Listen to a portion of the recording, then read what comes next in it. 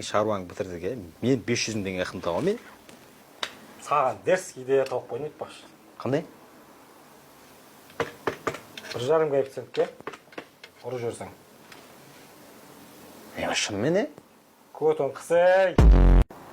Братан, айып болмасын сұрайыншы өтініш. Сіз кім боласыз негізі? Отырып сұрақ қойсаған ше. Сырым Исабаев деген ағаң болған танысып қойып. Братан, айып етпеңші, кешіріңізші братан. Өй, көше көрмеген бала ғой. Енді қосылған ғой жаныма. Өй, бұл Нурик братан дос қой, бизнесмен дос қой. Кезінде ақшаны басқан қалтасында кем 3 миллион жүретін болған ғой. Кейін әйтеуір ақшаға мастанды ма, Нурик братанды да бізді де менсінбей кетіп, ит болып, сондай бір бәле болып кетіп едіз ғой, а? Тамыр? Шынымен Сырым Исабаев па? Семіріп кеткен ба, бір бәле ғой. Ей, әкшелек. Қақтың Сырым Исабаев, ей. Марс па, Плутон ба, бір бәле. Көкпар шабасың ба?